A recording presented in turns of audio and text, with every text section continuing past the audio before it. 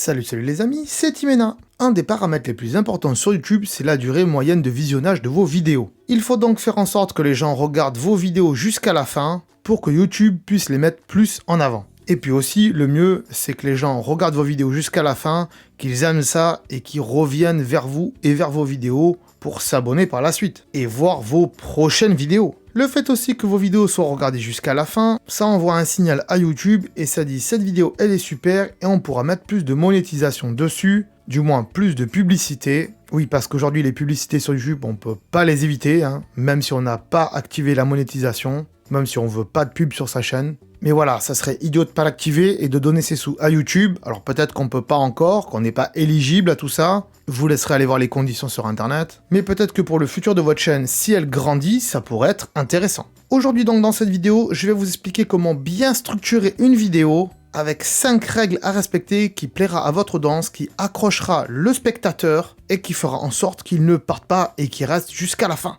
Allez, on y va, c'est parti, transition, premier point. Nani? La première des choses, c'est déjà de se présenter et de dire ce qu'on va faire dans la vidéo. Comme je l'ai fait tout à l'heure, vous l'avez bien vu, j'ai dit salut les amis, c'est Timena, et ensuite j'ai commencé en disant ce qu'on allait faire dans la vidéo. Cette vidéo d'ailleurs est montée de la même manière dont je vais vous en parler tout au long ici. Donc ça c'est une chose essentielle, il faut dire votre nom ou le nom de votre chaîne, et ensuite dire ce que vous allez faire dans la vidéo. Surtout si c'est une vidéo de tuto. Mais si c'est une vidéo du type gaming, let's play par exemple, ou encore des vidéos de type humoristique, dans ce cas-là, vous pouvez remplacer votre présentation et votre description par plein de petits bouts de vidéo, un espèce de mini best-of de ce qui va se passer dans votre vidéo et sélectionner les moments les plus intéressants et les plus drôles. Nani? Deuxième point important, après vous être présenté ou avoir fait votre mini best-of, il faut bien sûr mettre un générique à la chaîne, ou du moins une transition, et faire en sorte que ce petit générique soit quasiment toujours le même sur toutes vos vidéos futures. Après, au bout de quelques mois, quelques années, on peut éventuellement le changer si on voit qu'il était pas bien et qu'on veut s'améliorer. Si c'est des transitions, on peut éventuellement les changer à chaque vidéo, mais le mieux c'est de rester cohérent et de mettre tout au long de la vidéo des transitions qui sont quasiment les mêmes. Mais le générique, lui en tout cas, il doit être différent des transitions. Nani? Troisième point, tout simplement, ensuite, vous faites le contenu de votre vidéo. Donc, vous racontez ce qui se passe dans votre vidéo. Si c'est un tuto, bien sûr, mettez des chapitres. Surtout si, par exemple, comme moi, il y a différents points. Point numéro 1, point numéro 2, point numéro 3. Vous voyez qu'entre les points, j'ai mis des transitions. Les transitions, faut être assez court, quelques secondes à 1-2 secondes, ça suffit. Avec un texte pour présenter ce que vous allez dire. Et bien sûr, si vous faites un tuto, ne mettez pas de texte pour expliquer tout ça. Non, il faut entendre votre voix, il faut parler. Et oui, j'en vois encore en 2021, en 2022, faire ça sur YouTube, et c'est inacceptable. Pourquoi il ne faut pas mettre du texte dans ces vidéos? Tout simplement puisque si on a envie de lire, eh bien on va lire un livre, ou on va lire un blog, mais on regarde pas une vidéo. Quand on regarde une vidéo, on veut écouter la personne, on veut pas s'embêter à lire. Pensez aussi qu'il y a des gens qui ont du mal à lire, et si votre texte il est trop rapide, ils vont devoir faire pause, play, et ça va être compliqué, ils vont pas aimer ça, ils vont pas faire de votre vidéo, et ils vont aller voir ailleurs. Donc il faut vraiment parler, et éventuellement écrire son texte à l'avance, écrire les points nécessaires si vous voulez pas écrire tout le texte. Comme je le fais moi en ce moment, mon texte il est devant mon ordinateur, voilà, j'ai les grandes lignes, et c'est ce que je vous dis en ce moment même. Nani?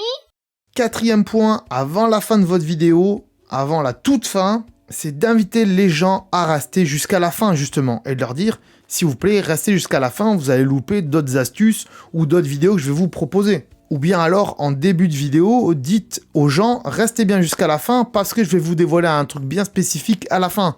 Et ce truc spécifique, mettez bien le à la fin. Donc ça, il faut vraiment le faire pour que vos spectateurs ils restent bien jusqu'à la fin de votre vidéo. Et oui, ça s'appelle du teasing. Ensuite, vous pouvez dire aux gens de mettre un petit pouce bleu, de vous abonner. Et il faut vraiment le faire, faut pas oublier de le faire. Alors, on peut oublier de temps en temps, c'est pas dramatique. Mais ne dites pas des phrases du genre « Likez, abonnez-vous, les conneries de youtubeurs habituels ». Non, ça, c'est pas bon pour votre image. Et surtout, c'est la plateforme qui veut ça. C'est comme en télévision. Avant que le présentateur lance la publicité, il dit « Restez bien sur notre chaîne, ne partez pas » pour fidéliser le spectateur. Et bien là, c'est pareil, pour fidéliser les gens, il faut dire de liker, de vous abonner, de partager la vidéo éventuellement. Un rappel à l'action, ça fait toujours du bien, et psychologiquement dans la tête des gens, peut-être qu'ils vont le faire, alors que si vous le dites pas, ils le feront pas. Nani?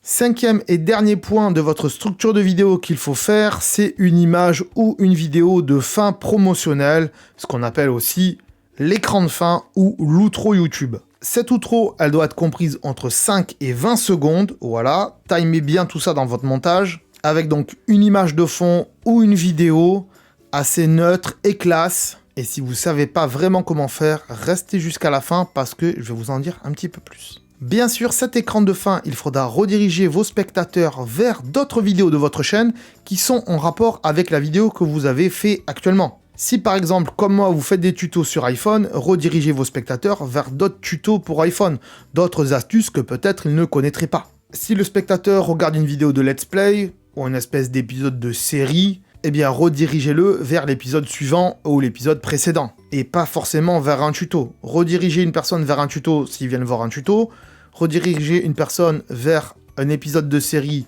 vers un nouvel épisode ou un précédent épisode, qu'il aurait pu louper, ou vers une vidéo bonus qui dévoile les coulisses de tout ça. N'oubliez pas bien sûr de mettre le logo de votre chaîne pour que les gens puissent aller s'abonner, et éventuellement une chaîne secondaire si vous en avez une. Si vous avez fait une vidéo avec d'autres amis, là aussi vous pouvez mettre les chaînes de vos amis, de ceux qui étaient dans la vidéo. Nani?